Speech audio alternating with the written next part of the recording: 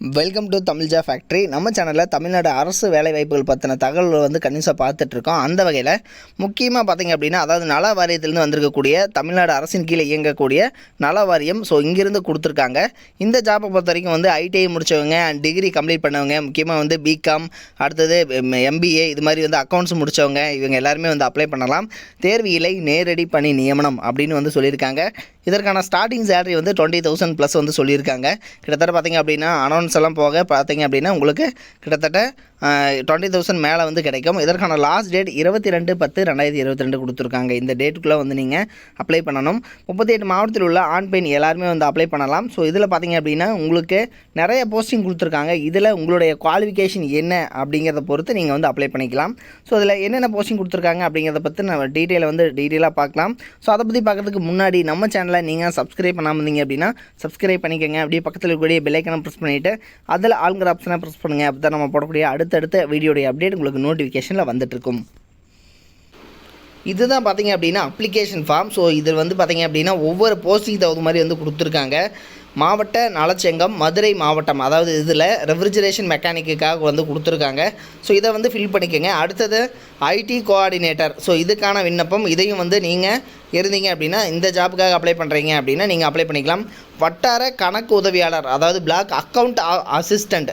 So இதுக்கு பார்த்திங்க அப்படின்னா இதற்கான அப்ளிகேஷன் ஃபார்ம் வந்து தனியாக கொடுத்துருக்காங்க. அதே மாதிரி மருந்தாளுநர் அப்படின்னு சொல்லிட்டு போஸ்டிங். ஸோ இதுக்கு வந்து பார்த்திங்கன்னா செப்பரேட்டாக கொடுத்துருக்காங்க. அடுத்தது உளவியலாளர், அதாவது கவுன்சிலர் அப்படிங்கிற மாதிரி வந்து போஸ்டிங்கில் கொடுத்துருக்காங்க. ஸோ இதையும் வந்து பார்த்துக்கோங்க. அடுத்தது சோசியல் ஒர்க்கர், அதாவது சமூக பணியாளர். இதற்கான விண்ணப்பம், அதாவது பார்த்திங்கன்னா அப்ளிகேஷன் ஃபார்ம் வந்து தனியாக கொடுத்துருக்காங்க. ஸோ இது மாதிரி வந்து செப்பரேட்டாக வந்து இதிலேயே வந்து கொடுத்துட்டாங்க. இந்த அப்ளிகேஷன் ஃபார்ம்ஸ் எல்லாத்தையும் வந்து நீங்கள் ஃபில் பண்ணிவிட்டு எந்த அட்ரஸுக்கு அனுப்பணும் அப்படிங்கிறத பார்க்கலாம். துணை இயக்குனர் சுகாதார பணிகள், துணை இயக்குனர் சுகாதார பணிகள் அலுவலகம், விஸ்வநாதபுரம், மதுரை 625014 அப்படிங்கிற அட்ரஸ்க்கு தான் நீங்கள் வந்து அனுப்பணும். ஸோ இது பார்த்திங்க அப்படின்னா இதனுடைய லிங்க் எல்லாமே நான் கீழே டிஸ்கிரிப்ஷனில் கொடுத்துருக்கேன், நீங்கள் செக் பண்ணிக்கோங்க. என்னென்ன போஸ்டிங் அப்படிங்கிறத பற்றி பார்க்கலாம். ரெஃப்ரிஜரேஷன் மெக்கானிக், இதில் வந்து ஒரு போஸ்டிங் இருக்குது. 20,000 வரைக்கும் வந்து ஸ்டார்டிங் சேலரி.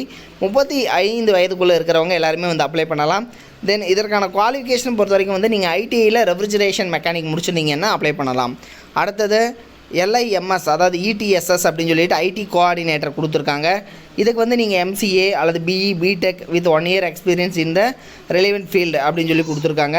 ஸோ நீங்கள் BE BTech முடித்தவங்க, MCA முடித்தவங்க எல்லாருமே வந்து அப்ளை பண்ணலாம். Black account assistant. ஸோ இதை பொறுத்த வரைக்கும் பிகாம் முடித்தவங்க ப்ளஸ் டேலி 2 years எக்ஸ்பீரியன்ஸ் இருக்கிறவங்க வந்து நீங்கள் அப்ளை பண்ணலாம். ஸ்டார்டிங் சேலரி 16,000 வரைக்கும் வந்து சொல்லியிருக்காங்க.